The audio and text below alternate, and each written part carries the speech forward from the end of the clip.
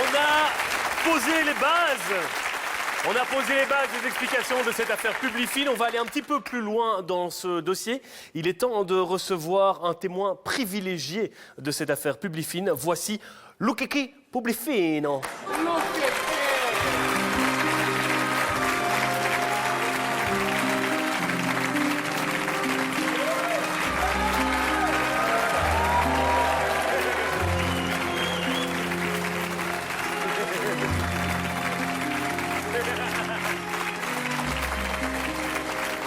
Voilà.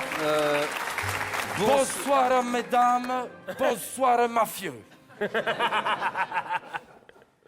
Dispectu, Valet. Ah oui, pardon, oui, excusez-moi. Buonasera, Livia. Buona, Livia. Le due grandi cupole della cattedrale di Milano.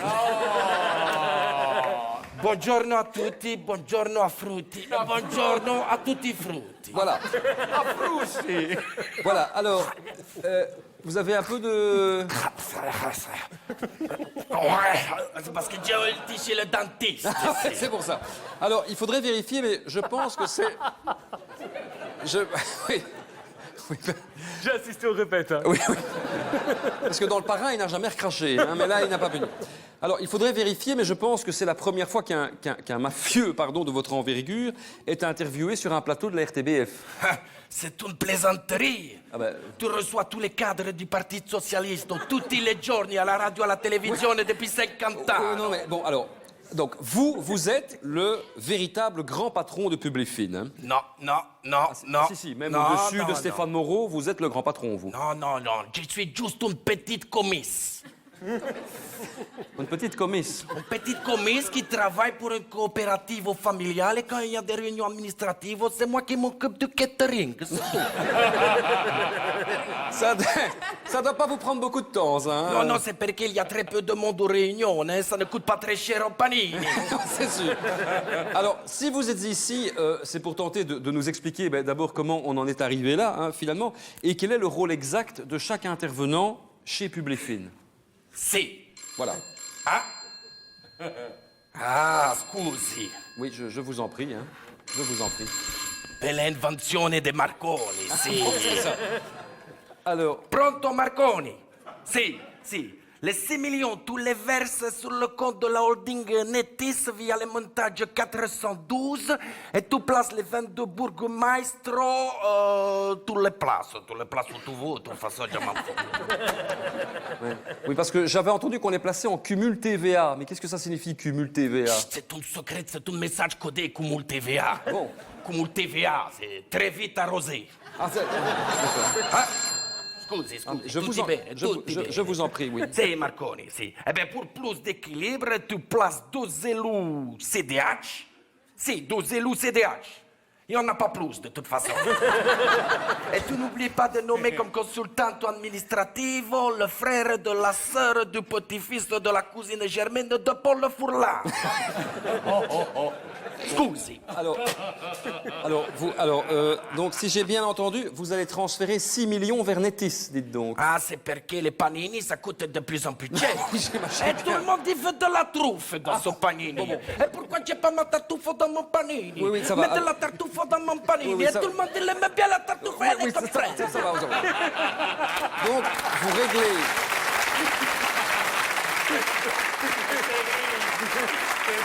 Bon, alors... Donc, en fait, si j'ai bien compris, vous réglez vos affaires par téléphone tranquillement, quoi.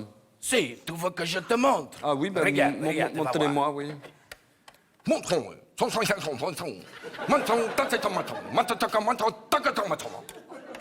Toi, vous? Ah oui, vous faites aussi des affaires en chinois, c'est pour l'aéroport de Bierzet. Non, c'est pour les paris sportifs. Ce week-end, le Standard de Liège va gagner 3-0. Ça rapporte beaucoup d'argent. Il n'y a plus personne qui parie, à part Thierry Loutès. C'est sûr. Thierry, tu n'as plus d'argent, hein? Journaliste di miseria. Alors, Publifine, on revient à Publifine. Le politologue François Gémen a évoqué littéralement un système mafieux. Scusi, chi ça? François Gémen, le politologue. Un momento. Marconi, pronto. Sì, opération fruits secs. Fruits secs, domenica chez le signore Francisco Gemmiani. Sì, perfetto. Je lui ai fait une proposition qu'il ne pourra pas refuser. C'est quoi une opération fruits secs? Une petite visite de courtoisie. Et on lui offre quelques pruneaux.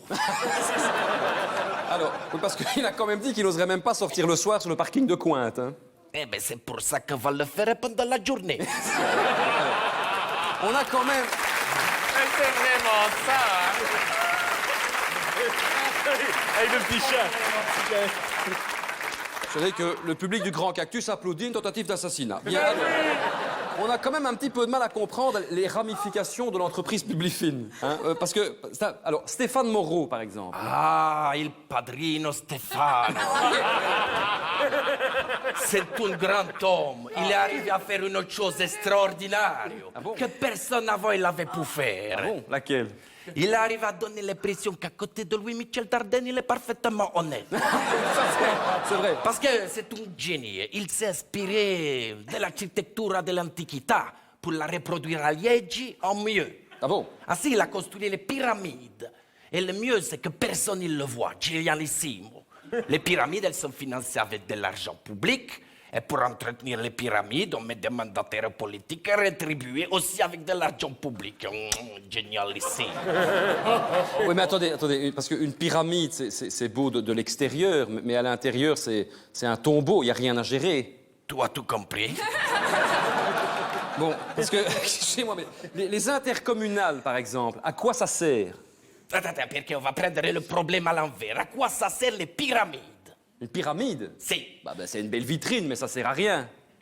Et voilà. Bon, écoutez, mais attendez. Et voilà.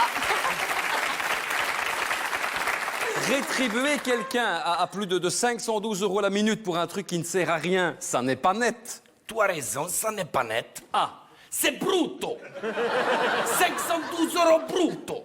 Et après les taxes en Belgique, tu n'aurais même pas 200 € per mois.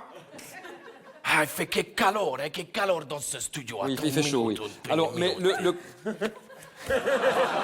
Mais bon, mais pour Paul Furlan, par exemple. Ah ben, regarde pour Foulon, il était ministre des pourris, hein, c'est ça, des pourris publics. Non, des pouvoirs locaux, c'est pas... Ben, c'est bien ce que j'ai dit.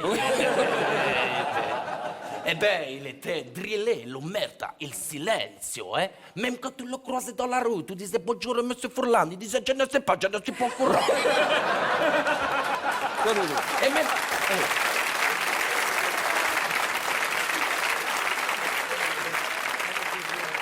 Et même avec Elio Di Rupo, hein. Ah, vous l'avez déjà rencontré? Jamais. Même avec Elio Di Rupo, avec qui je dîne tous les lundis, il m'a dit il va quand même falloir rendre une partie de l'argent si on ne veut pas terminer avec sa tête en un stick comme un chupa-chups. Oui. Et parce que, alors, donc il a affirmé d'ailleurs qu'il allait reverser l'argent à la Croix-Rouge. La Croix-Rouge, la Croix-Rosso. Oui. Et le MR, il va reverser l'argent à la Croix-Bleue. Je ne sais pas. Mais non, mais à ton avis, pourquoi il a dit ça? Pourquoi il a dit la Croix-Rouge? Parce que c'est une organisation louable, qui vient en aide aux autres, qui fait bien son travail. Mais non, c'est un message codé encore. Ah bon? Si, c'est un message codé. Je te donne un indice. Oui. Elle a été créée où, la Croix-Rouge? Ben, en Suisse. Et voilà. Je vais malheureusement devoir vous laisser parce que je dois aller cacher le signore Stefano en Sicilie. Ah bon? À Syracuse. Non, à Syracuse. C'est la même chose. Oui, ok, Allez, on ciao. va accompagner. Merci beaucoup.